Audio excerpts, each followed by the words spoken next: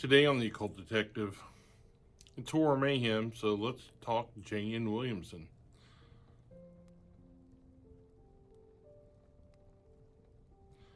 Jerry Williamson was a prolific horror author, a recipient of Horror Writers Association Lifetime Achievement Award, and I have decades of correspondence between him and author Thomas E. Milstead, all sent to me by Mr. Milstead shortly after Mr. Williamson's death.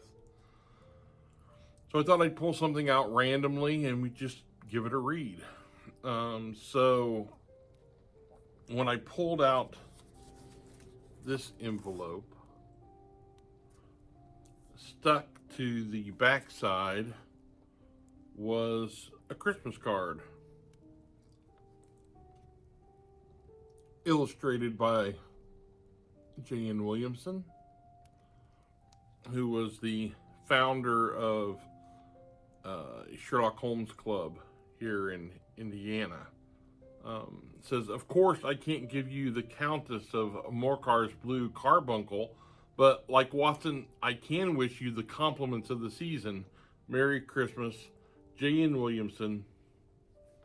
And on the back side are a couple little pencil drawings as well. But yeah, really cute. I'm not sure what year this would have been sent. The envelope that it was attached to, from July of 1983. So let's take a look at the contents of the envelope itself. First we have a letter, which I will read in full. And then there were some ephemera. First we have an advertisement for one of Williamson's forthcoming novels, The Dentist, one I've not read. And here is The Horror Show, review of the latest arrivals by J.N. Williamson. Which looks to be some type of a newsletter. Stapled. Written by Judith C. Amory from Hell.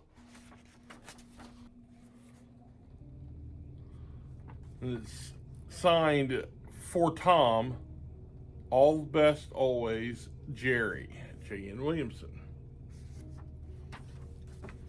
And then we have some paper clipped items. A few words about J.N. Williamson from a piece called Of Formulas in Fiction and My Friend by novelist, poet, teacher Mort Castle. So this looks to be blurbs for a forthcoming book.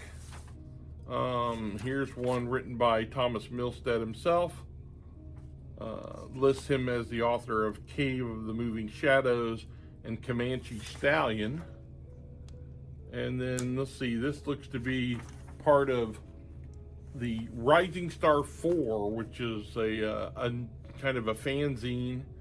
And if you'll notice the names attached to it: David Carter, Daryl Schweitzer, Carrie Settler, Karl Edward Wagner, and J.N. Williamson. So this is a short story, science fiction story written by Williamson. And finally attached was The Image of Fulfillment by J.N. Williamson. And it is signed also for Tom. I wish I could revise this. Know now how to do it best. J.N. Williamson. So this is a short story that he wrote and had published, and he wasn't happy with it and wished he could go back and redo it. Typical writer, right? So that's the ephemera. Let's look to the letter. J.N. Williamson, July 18th, 1983. To Mr. Thomas E. Milstead of Chicago, Illinois. Dear friend Tom, I've been going a little bananas this past 2 weeks, which were, in other respects, good ones, over the simple, hideous fact that all I cleared from the ostensible May zebra royalties, nearly 2 weeks ago, over 1.5 months late, was $100. IRS took more than $4,000, but it was supposed to have been $7,000, as you know from previous letters. Art Tiger at Zebra cut off sales as of 12/31/82 for all their books, and also allowed for even more returns than Playboy had 1.5 years ago. Consequently, we were not only A, concerned for you, and B, worried about us, but C, terrified that IRS might again try to seize our house for the remaining $3,000. Instead, they are letting the Zebra levy stand, no more than that, and now Tiger is telling us that the November check, supposedly to be sent by 11/30, we got the nice one last year just before Christmas, will be huge. All the rest, 3/4 of the books they have paid for, plus the first accounting of Death Doctor, Horror Mansion, and the 370,000 copy extraterrestrial. Just take it to the bank, he says. The IRS will get their dough and you guys will clear, maybe 15, 20 grand. It is precisely the fact that we cannot take Mr. Tiger's word to the bank that we will remain in a stew. The reason we got the $100 was because there's a law that IRS must leave some percentage, which that figure approximates. I enclose $48, the full August payment, because A, I simply must help you some way, and B, that much is available and no more. I feel such a fool, but I am, at least, doing the right thing the best way I can. We can all issue a prayer that there'll be another such check, or a lot more, 1 month from now. This is not an answer to your recent splendid letter. If it were not for Maclay, I do not know where we'd be. Happily, I have another project going with him for which he sent a $500 advance, hence the $48, a Speedway 500-mile story, about which more in my next letter. Plus, I just last week received the screen treatment Ron Duncan and I wrote for John, printed, and I'll begin making some feelers for investors after the Better Leo period starts next Sunday night. I'm just pitching in, that isn't actually my job. Maclay is convinced from reading the treatment the film must be made and will be a terrific thing, a potential moneymaker. If you know anyone interested in investing $25,000 minimum, preferably $100,000, do let me know.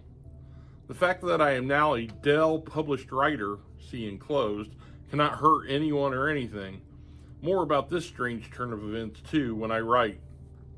Probably other enclosures will be found in this envelope, Tom. The heat is all but unendurable right now. I'd like to go down to the air-conditioned basement, but I'm awaiting a Maclay call for the go-ahead on part 4 of our Wards of Armageddon.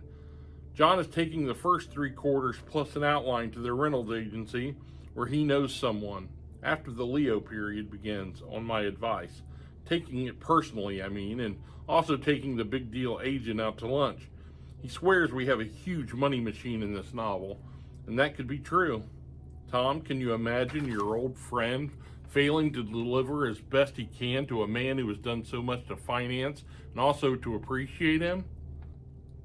My characterizations, without a doubt, are the best I've done, or in a tie with those in the Dorchester Ghost coming in December. The stories enclosed, must check a list to see what I've sent you, are rather old and look pallid in regard to where I seem to be talent-wise now, but you may as well keep your Williamsomia up to date. Now a member of the Science Fiction Writers Association, from the $500, spent $20 for the rest of the year, full membership, and from the forum they just sent me, ran into a few fine leads which could fully pay it back and much more. Anything on behind you? Must rush. Have something like 10 short story ideas on scraps of paper with no time to write any until, God willing, tomorrow morning.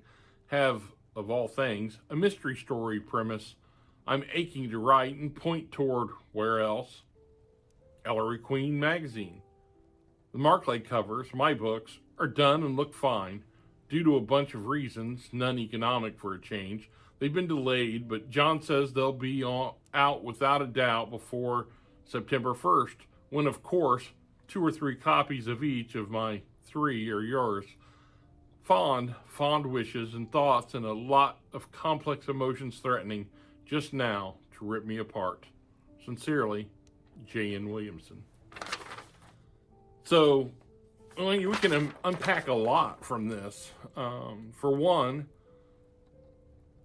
well, the publishing industry is in even worse straits than it was then.